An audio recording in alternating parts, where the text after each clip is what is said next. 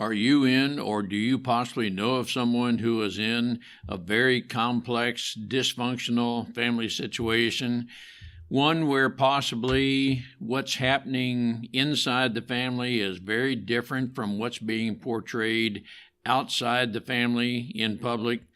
Listen to Sarah Westbrook. She has a fascinating story chronicling her former life, and she's now a licensed therapist helping others through complex, dysfunctional families. She is a person who has experienced, is overcoming complex PTSD.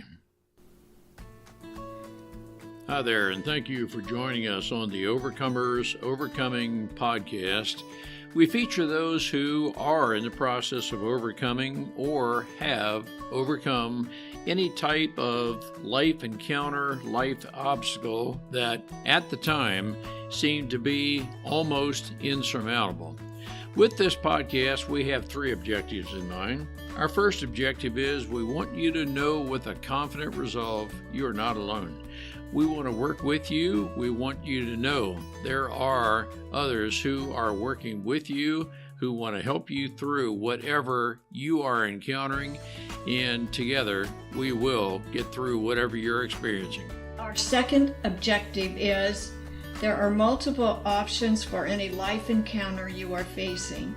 We want to help you develop a resolve that there are various options and solutions to any life dilemma. Our third objective is to help you with critical thinking skills. If you're encountering something that was possibly a decision you made sometime in the past, and if you had the opportunity for a life redo, you would make a different decision.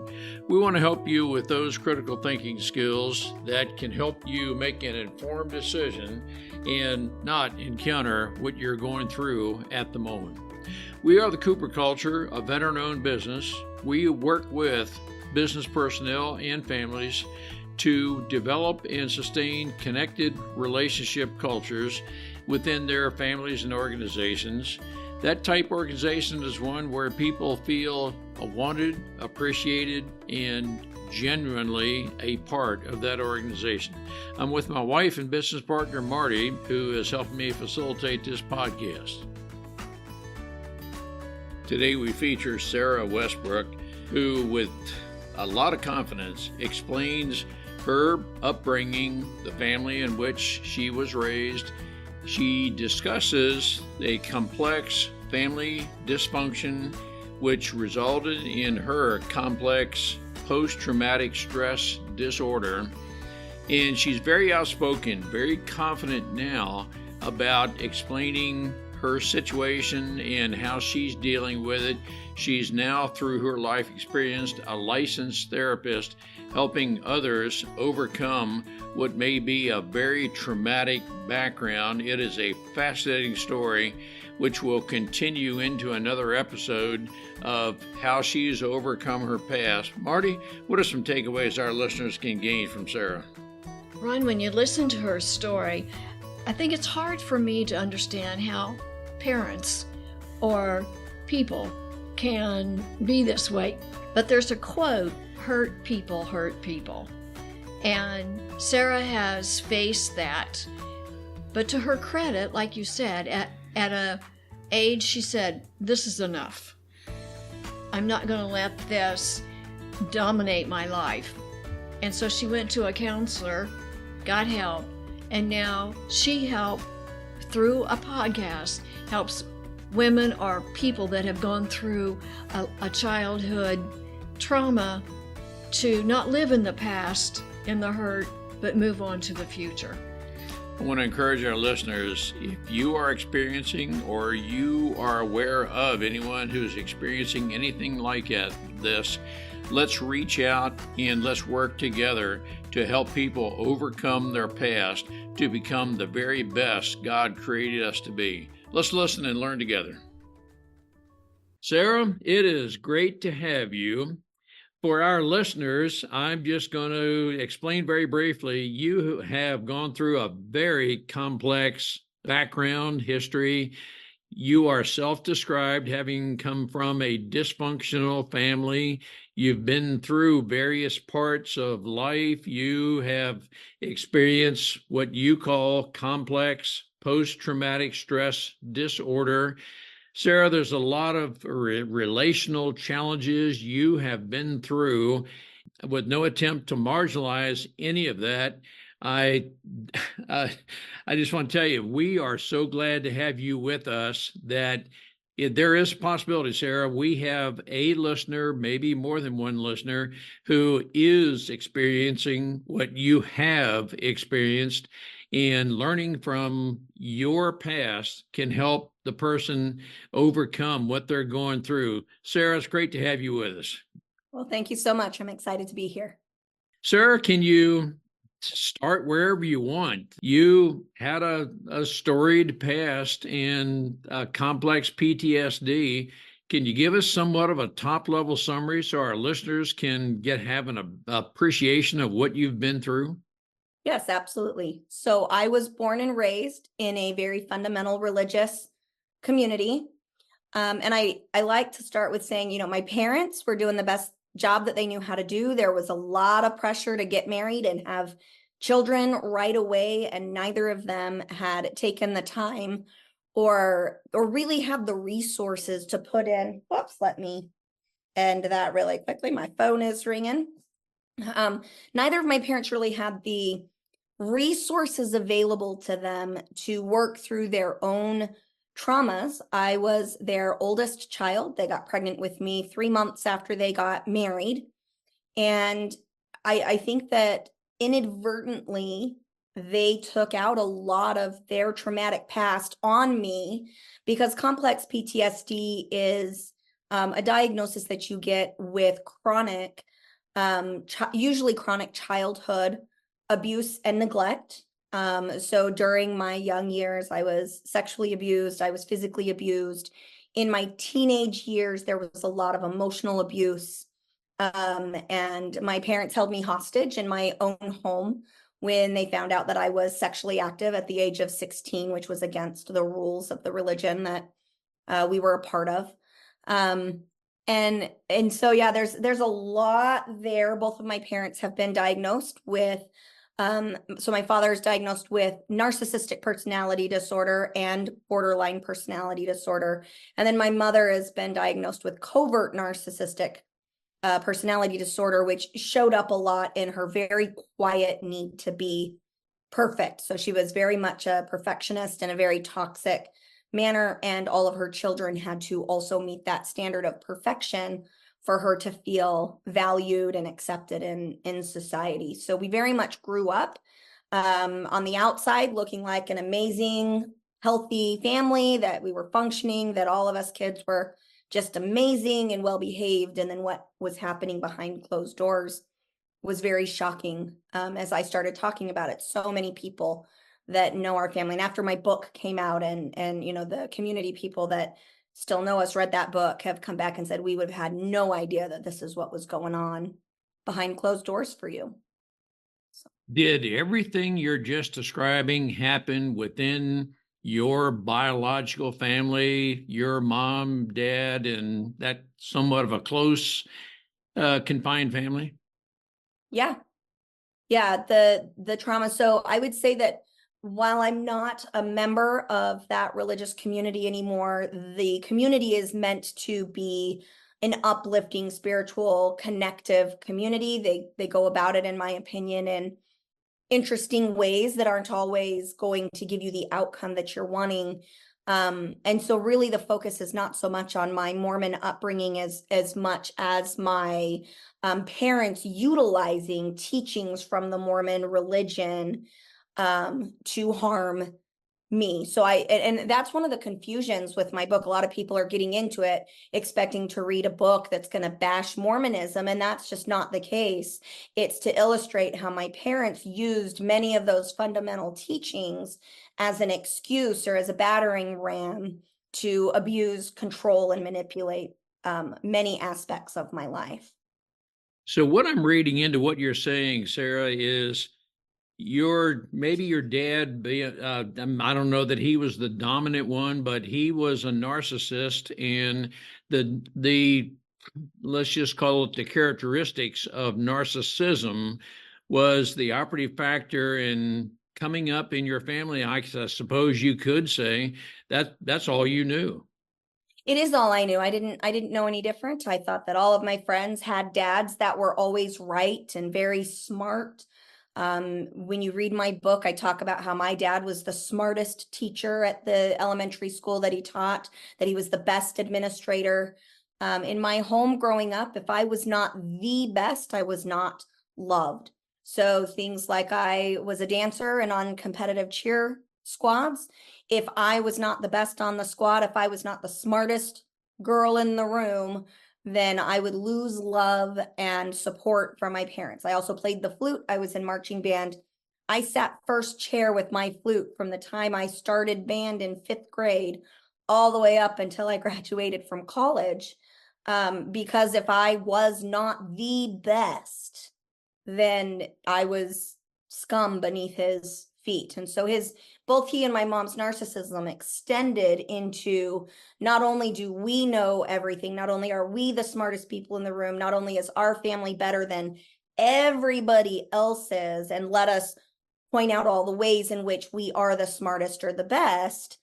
That had to extend to the children of, if our children do not keep up this facade that our family is the best, well, then we're going to cut those children out of our life, or we're going to make their life very miserable. So I grew up in a very competitive home, but an unhealthy competitive home, because some competitiveness is very healthy. It's a great motivator. But for me, it was, if I'm not the best, I won't be loved anymore. If I'm not the best, then I will hear my dad say things about me that I hear him say about other family members or other people in our community. It was very much, let me cut other people down so that we could feel better than everybody else. So I hope that gives you a nice little glimpse of how I was raised. Sarah, I want to ask you, said your mom was a different type of narcissist. So are there degrees, but explain your mom's narcissism? Yeah, absolutely. I think we have to be careful with the term narcissistic personality disorder. It's kind of trendy right now in community. So you're going to see in a lot of social media places people throwing around, oh, I'm married to a narcissist because they are selfish in this way, or they're not very good at communicating. And that's not narcissism at all. You have to see that continued pattern. So with my mom, she was very quiet and reserved. A lot of her narcissism came out in that need to be perfect. So our family had to be the most reverent. We had to sit quiet. We had to have everything done just so, very much in almost an obsessive compulsive disordered way. But also, if there were any failings in our family, it was not my mom's fault. So in my Mormon upbringing, it's a very patriarchal society. So the man is the head of the household. They make the decisions. They speak for God. And so for my mom, it was very much, I will never speak out against your father, even when he is abusing you. I'm going to cover up the fact that he sexually abused you. I'm going to keep that all secret because, one, I don't want other people outside to know that I could have married a man that would engage in this, but also number two, well, he's speaking for God. So anything bad in our family, that's not my fault, it's his fault. And even now, if I approach my mom with, Mom, where's your responsibility in the things that occurred against me when I was in the home? Her response is, well, you just need to forgive and forget. Let's just move on. Now, a lot of people wouldn't look at that as narcissistic because it's very subtle. So you would have to see this continuing pattern of the bad things in my mom's life are never her fault. Her opinions are stated as fact. Always, if you don't go along with her belief system, if you live or make choices outside of her belief system, she will cut you out of her life. A great example is my mom worked for a medical provider and suspected that the doctor was sleeping with one of the assistants in that building. And so she took it upon herself with absolutely no evidence to state as a fact to the doctor's wife, your husband is cheating on you. And then when he came back going, whoa, that's not what's going on. For her, it was, well, I suspect it, therefore it is fact. And she got fired, but also that marriage of the doctor and wife was very, very troubled. And even without the evidence there, my mom will continue to say things like, that's not my fault. He shouldn't have been acting that way. It's not my problem that they're having marital problems. I probably brought to light something that would have eventually come up, so on and so forth. And as it turns out, there was no marital affair, and there's no remorse for having put a family through what she put them through, because her morals and values are, I speak up no matter the harm it causes the people around me, even though I have no evidence to determine otherwise. So it's that subtleness, but it's still very much there. A lot of thoughts come to mind. What I'm picturing as you're describing this is your dad is very dominant, and that was part of the Mormon makeup. You were made to feel that you're just not good enough because you always needed to excel, but you always came up short. I don't want to suppose that, but was that largely a part of your childhood? You're just not good enough? I would say, well, number one, yes, absolutely. And to this day, part of the complex PTSD is when anything goes wrong in my life, my initial thought is I'm unloved because I'm not good enough. And that's something that I have to slow myself down and walk myself back and say, life's circumstances are not interconnected with my personal value. But that is still that initial response of I have to perform better in order to not lose love from the people around me. I would say, as far as my dad being dominant, he was dominant, or he was allowed to be dominant in the relationship when the risk of something failing was high. Otherwise, my mom was very subtly dominant in the sense that she used sex as a bargaining tool to get my dad to do certain things within their relationship. So between the two of both of my parents, there was a lot of sexual inappropriateness and sexual manipulation. So early in their relationship, my mother was sexually violated by my father. We probably needed to put a content warning. We might want to go back and content warning on this.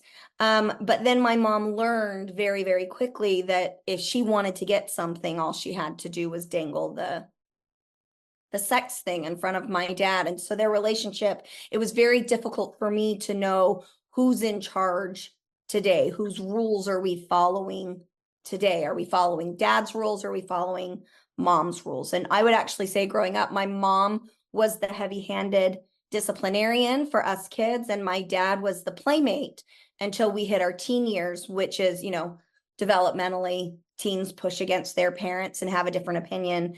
And my dad did not handle that well at all.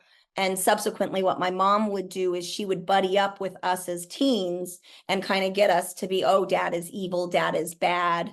And she would play the victim of, well, maybe I should divorce him. Oh, no, I can't divorce him because in Mormonism, that's not allowed, so on and so forth. So it was a very mixed dynamic. And I would say one of the dynamics that led to the complex PTSD diagnosis is that my childhood was very unpredictable. Sometimes I had my needs met, other times I did not. And I was always afraid of, am I doing something wrong? If I am I going to get in trouble? Even when I was doing everything right, I would still get into substantial trouble. My parents have blamed, well, my dad mostly has blamed me since I was 18 months old. He claims that I have been trying to sabotage and break up my parents' marriage. I was 18 months old. Obviously, that's not I have no idea what's going on at 18 months, but he will say today that basically from the time I was an infant, my primary goal in life was to break up my parents so I could have my mom to myself, which is very fascinating, very dysfunctional, but that is his claim.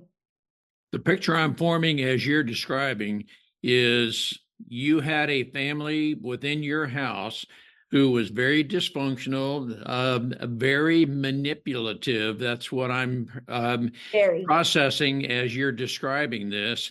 There was, I'm going to guess, a lot of gaslighting Oh, yeah. going on that, oh, well, Sarah, something's wrong with you that you could even think that way. But then when you'd get in church, you would present the air. Your dad, mom and dad would present the air that, oh, you're the perfect family. And maybe at the time you knew mentally, oh, if you just knew what was happening inside our house. And so you went through many years of what I'm processing as mental turmoil that, oh my gosh, it's just almost as if you hated being in the house. Maybe, Sarah, was that kind of what you went through? Um, so let me just kind of expand on your picture real quick and then I'll answer your question. So I would say that in private, I was never good enough. But when we were in public, neither of my parents had any problem bragging about, well, look at Sarah, she's got great grades. She's the #1 flautist. Her competitive cheer team is between first and third in the state, so on and so forth. So in private, I was never enough. In public, I was placed on a pedestal as a bragging right. And I think that Sarah's on a pedestal in public becomes very important, because when my parents find out that I'm sexually active, so if you read my book, you're going to see that shift of Sarah was the greatest thing known to man. Look at all of these bragging rights we have for her. Oh my goodness, she's had sex. She's a disgrace. Now we're going to lock her up and hide her away so that the world cannot see her or see her flaws. So I don't remember your question now. I It totally was gaslit you into a different. no, that Sarah, you're describing things that, okay.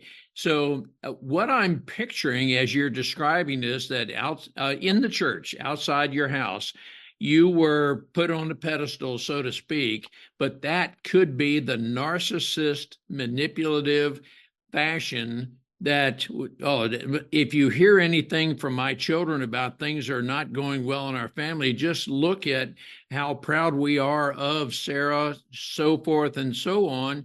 But I picture that as the narcissistic, manipulative aspect. That's a part of what a narcissist is, I believe. And that's if I'm saying anything that's inaccurate, certainly correct me, Sarah. No, I would feel that is accurate. And I think that when we're looking at, does this person I love actually have narcissism, you've got to look at the patterns of behavior over many, many years, because frankly, all of us have some narcissistic tendencies at one point in our life or other. If you were to read the DSM, or the Diagnostic and Statistical Manual for Mental Health Disorders, you're going to read that and you're going to go, oh my gosh, I'm a narcissist too. This is terrible. I'm an LP. I'm a licensed professional counselor in a couple of states, and I've got lots of clients that come in and they're like, I read it and this is what I have. And I have to go, okay, well, slow down. We've got to look at those tendencies. But yes, absolutely. I grew up in that environment. And then the second piece of that would be when I found my voice. When I tried to find my voice as a teenager, I learned very quickly, just shut up and drive forward. As an adult, as I began the healing process and I found my voice and I began to inquire or get curious or go back to my parents and say, hey, what was going on? Or your behavior at this time was very harmful to me. What I get is a complete and utter lack of accountability. And that is one of your keys to narcissism is there an apology? And for me, there is not. It's a lot more of that gaslighting of, oh, it didn't happen that way, or you're just imagining that, or you've always been an exaggerator. You are such a liar. That never happened in our family. And then the other piece of that is once my book came out, my dad made it a point to go to certain extended family members and to my siblings to say, Sarah's book is full of lies. None of it is true. You shouldn't read it. And I had to laugh because, number one, that's classic narcissism. But also, he definitely drove book sales up because all of these people were like, oh, well, we want to see what lies Sarah is telling. But the sad piece of that is I don't have contact with any of my siblings anymore because I've exposed my father. And even though my sisters will tell you, oh, yeah, this is what happened, my brother absolutely will not. My brother will fall in line with my father. And when I look at that, why would my siblings do that? My theory is, and I can only give you a theory, but my theory is they don't want to be treated by my parents the way my parents have treated me for healing and learning to speak up and speak out against narcissistic abuse, or even utilizing those fundamental religious beliefs as an excuse for why that abuse, why that, holding me hostage in my own home. For them, it's, well, we did this because this is, what God would have wanted us. I had a personal revelation. This is therefore what God wanted me to do. And I followed that. So any harm to you is God's fault. And that's very much that narcissistic tendency is, role reversal and shifting the blame onto other things rather than saying, hey, when you pull your 16-year-old daughter out of high school and then you make her mother stalk her for months on end to make sure she does not have any contact with her boyfriend, that's emotionally and mentally abusive. That's not an appropriate response to a 16-year-old acting like a 16-year-old does. And for him, because he had a personal revelation, because it was the only way he could save me from my horrible boyfriend, it was an okay thing to do, and it came from God. So any issues I have with it, I need to take those issues up with God. And that's very narcissistic, but that's also in a nutshell, that's what my childhood was. Wow. You answered the one question I was going to have. If you had siblings, were your siblings treated this way? So I got the brunt of it as the oldest child. So I'm the oldest of 4. The next one below me is my brother. And boys can do no wrong in my dad's eyes. Any mistakes, so we have to, I'll share this story. So I had sex at 16 with my 18-year-old boyfriend. My brother at the age of 21, 21, had sex with a 14-year-old. I got taken out of school and held hostage in my own home. My brother was bailed out of jail, and the 14-year-old was blamed for all of that by both my father and my mother, saying, well, she seduced him. He had absolutely no control over it. And my brother walks free. He should be in jail. But by all reason of the law, he should be in jail, and he is not, because the 14-year-old was not willing. I don't know all those circumstances, but they did not pursue charges. And I think it was because the 14-year-old's mother liked my brother and allowed them to have some of that sexual contact, and they were afraid of getting in trouble as well. But from my parents' perspective, my brother could do no wrong, and it was the 14-year-old's fault that they had sex when he was an adult and she was only 14. My next sister was very tomboyish. And so for her, it was, well, she's just got mental problems. So she was neglected, but in a very different way than me. She was not the best at anything. And she tried very hard, but she never fit the bill. So she was never enough. And she struggles with deep-seated anxiety issues now. And then my youngest sister, definitely received very similar neglect. She was sexually abused by our next door neighbor, and my parents did nothing. They didn't do anything to make sure that she was protected from the adult neighbor that was molesting her. It was just, don't go to his house anymore. And that's all they did. So were all of my siblings abused or neglected? Yes, but in very different ways. I think the other thing is I have a very outspoken personality. I have absolutely no issues with confrontation. That's one of the things that I'm very proud of in myself. I have no problem saying it like it is and standing my ground and advocating for those who can't speak for themselves. That's my personality. Whereas my younger two sisters are a lot quieter. My youngest is a happy-go-lucky. She doesn't like confrontation. It makes her very anxious. And then my middle sister, the one that received probably the most neglect of the four of us, she just wants to, live in peace, leave me alone, let me do my own thing, type of relationship. So we've all four of us have struggled with severe mental illness issues, specifically my sisters regarding sexual and mental health. I'm the only one that has probably had access to the resources needed to really work through that because of my husband's military service. I've always had amazing insurance, and therefore me seeking treatment was more possible than for my sisters because I had access to care, whereas they have not had the same benefit of access to mental health services. So the mental health system in the United States is completely broken. It's very unfortunate. Those who need it the most are not getting what they need because access to resources and cost of care is just too overwhelmingly high. You came out of it. Was it your husband that helped you or got you to the point where you could heal? My husband has always been the man that he, over and over, he says, I choose you, I'll take you, with the struggles, with your strengths, and I deeply appreciate that.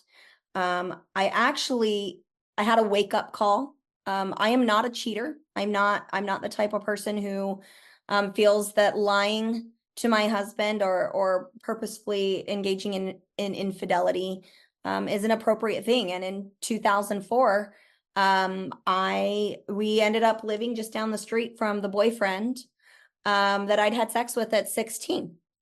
And I had no idea that there were even the feelings still there for him because he and I had never had closure. My parents found out and we never saw each other again. And so he ended up with military. He joined the military. We joined the military. Never thought I'd ever see him again. And he ends up being my neighbor in El Paso, Texas. And he and I had a marital affair. And that was a wake-up call for me of what on earth am I doing? I'm in a very happy marriage. I have a very supportive husband. We were in the middle of getting ready to adopt our second child. If you had asked me the day before, is there any chance that you would cheat on your husband? I'd have laughed. I'd have laughed at you right in your face and been like, heck no, we are very happy. And so when that occurred, that was the wake-up call of I need counseling. I need help. I have no idea how I went from, this amazing wife and mother that, again, I'm going to be the most amazing wife. I'm going to be the most amazing mother so I don't lose love and respect. And I went into counseling, and that counselor, his name was Jim Fields. I don't know if he is still alive. He was in his mid to late 60s when I first started seeing him 20 years ago. But he changed my life. He gently challenged me on my need to always be perfect and the best. He challenged me on my need to be the smartest person in the room. And he especially helped me recognize that my tendency to exaggerate and lie to keep up the facade that I was the best and the smartest in all things was actually getting in the way of my second son receiving specialized medical care that he needed. And so I'm very grateful for my husband, Mason, because he has been my rock in the I will hold you up while you struggle through. But I would say that my healing came from counselors that were willing to call me out on my shit, and my willingness to address the issues in my life so that I could get better. So I would say yes, Mason has helped, but that my healing is attributed to having the support system in place and then having counselors that were willing to really call me out. Jim is also the reason I pursued a degree in counseling afterwards, because once he helped me, it took me about 3 years. So I would have started seeing Jim at 20, I would have been 23 when I started seeing Jim. And then by the time I was 26, 27, I had really turned my life around and had become a very different person. So it took 3 years. It was not an overnight switch. And then off and on since then, I have to go in for tune-ups, even as a counselor, even though I now have the knowledge to help people through this. It doesn't matter when it's in my own life. I am blinded by, drowning. Therefore, I have to go and get that outside non-biased perspective to help me get back on track. And so here I am now 43 years old and occasionally go in and either consult with colleagues or go see my own counselor in order to do those tune-ups, because my complex PTSD does not define me. It's a label that helps me understand why I behaved in the way I behaved and how I could connect the dots from point A to point B without blaming anybody for my struggles. It gave me the power to say, this is what's going on. That was then, this is now. What can I do for myself now to get better? That was the benefit of the label, but it doesn't define who I am. And in order for me to continue to live in a way that I'm proud of, where I am living up to my own morals and standards, I have to go in and get help on a regular basis. And I think that that's where a lot of people struggle, is they go into counseling hoping for a quick fix. And that's just not the way that counseling is designed. You go in, you work through some hard things, you go out on your own, and then when life starts to beat you down and old habits and tendencies start to crop up again, you reach out for help. And over the years, I don't go in nearly as much now as I used to, but when life is really kicking my butt, I will absolutely reach out to educated people who are smarter than me and who can look at my challenges through a different lens than I can and help me see the things that I cannot because my trauma brain is getting in the way. I want to make sure I'm processing everything you're saying correctly, Sarah. Jim, your husband, if I'm understanding correct. Mason is my husband. Jim was the counselor, but that's okay. I'm sorry. He won't get offended. It's fine. He'd make a great Jim. Mason would make an excellent Jim. Mason was by accepting you was huge. And then Mason suggested, if I'm correlating this correctly, you contact your counselor, Jim, who was bold enough to say, this is what you need to correct through a period of 3 years or so of the counseling. That was kind of your turnaround. And am I processing that correctly, Sarah? So yes and no. I would say that my husband's unconditional, so in the counseling world, we call it unconditional positive regard. He just accepted me for who I was. And when I said, this is what I'm working on, he was my biggest cheerleader. He was my rock. When I actually went in to see Jim, my husband was deployed to Iraq. He wasn't anywhere there. I did it on my own. And not because my husband wouldn't have, hey, let's go see a counselor, but I cheated on my husband in 2004, I want to say in May, and Father's Day, so 6 weeks later, my husband deployed to Iraq. And I couldn't, like I said, if you read my book, you get all the details of that time. I did not leave anything out. So the book is Trauma Bonded, a true story of navigating. Oh goodness, I don't even remember. It's up here. I don't remember the title of my own book. Let's see. A true story of navigating attachments forged in complex PTSD. I thought that my husband should divorce me. Everything in my religious upbringing said, if your spouse cheats on you, it's the only reason to get divorced. We were very young. So my opinion was, go find somebody who can be better for you than I am. Because in my upbringing, when you make a mistake, you abandon the person who made a mistake. And so I fully expected my husband to leave, and he wouldn't. And I was mad at him for it.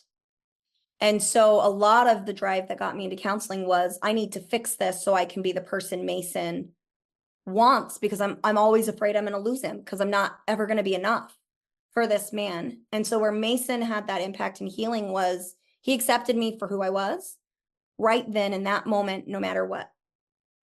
He didn't leave. Even when I pushed him away and was like, you should go find, there's so many other people out here who would be better for you than me. He said, no, I choose you. So yeah, I hope that answers your question. It does. Sarah, oh my gosh. I feel like there's so much more we need to cover, and I want to take this time to thank you and your husband, Mason, for serving our country in uniform. I'm 22 years Air Force, so I can identify with your husband. I know what it is to be deployed. Marty and I have been separated for as much as 18 months, and so we know what that is. So thank you and Mason for serving our country. Sarah, I want to ask you something even while we're recording here. Would you consider another episode to where you can tell us exactly what it was? And I feel like we're at the turning point that you recognize that things are at a point where you've got to make a change. You have to do whatever you have to do to become a better person. You are a licensed therapist. You have been through, life, but you're almost uniquely qualified to help others because you've been there. But Sarah, would you consider another episode, at least one more, where you can take our listeners from the point of, I'm at some sort of desperation, I need help, and help that person maybe get out of the house to seek the help they need? Would you consider another episode?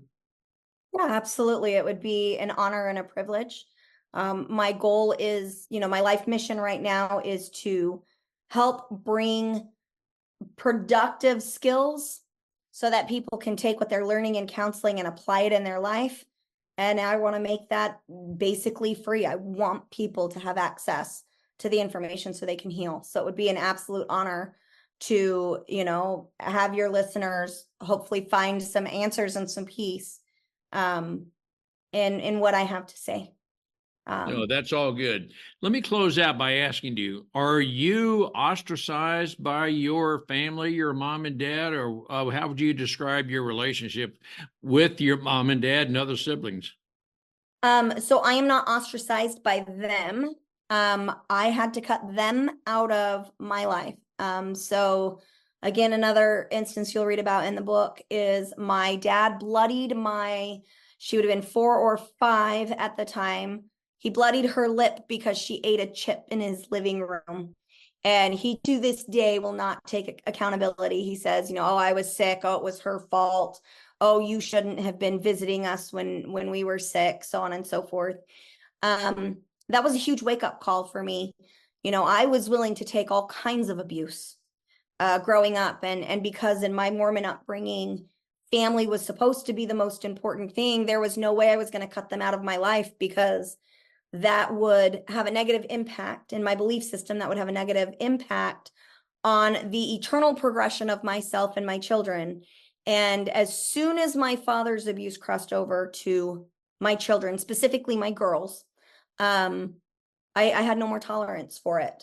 And so I tried to reconcile with my parents. We went to family counseling for a little while. And when it became very apparent that they were not willing to put in the work or take accountability for the harm they were causing in my children's lives, I told them no more contact. And there's been no more contact from me. Now, my mom has reached out to me a couple of times, and it always turns into a disaster. I will say, I need, in order for us to talk, you need to be accountable for your role in this.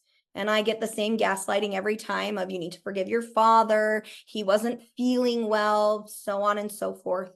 And so, yeah, I don't have contact with them anymore. I think one of the challenges for them is they keep demanding that I forgive. And forgiveness for me is a symptom of healing.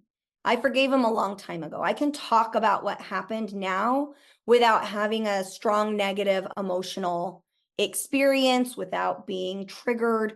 I have forgiven him, but I don't trust him worth shit.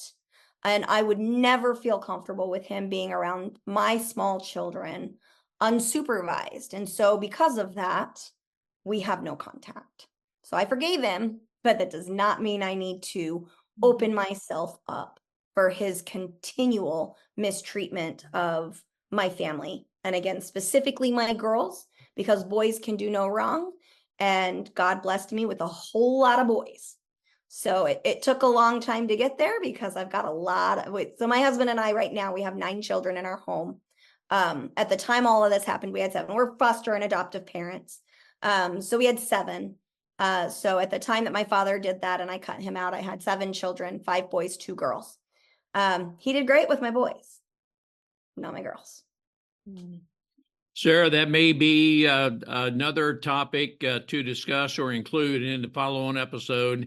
It may be necessary to separate from the toxic environment that is part of the past, no matter how difficult that is to do that. Sarah, on behalf of our listeners, thank you for being so open, transparent, and living the experience that you've had, reaching out to help others. Will make your book, Trauma Bonded, known to our listeners. And would it be safe to assume it's available through Amazon and anywhere books are sold?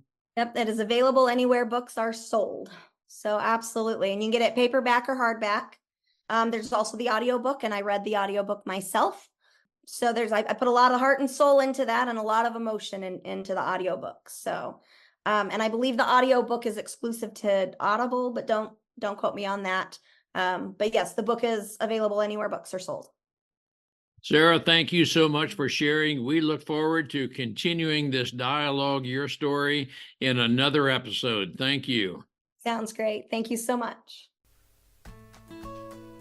We appreciate having the opportunity to share our and our guests' life experiences with you. The Cooper Culture advances organizations to achieve and sustain high retention rates, connected communication, and trust through personality insights and principled leadership.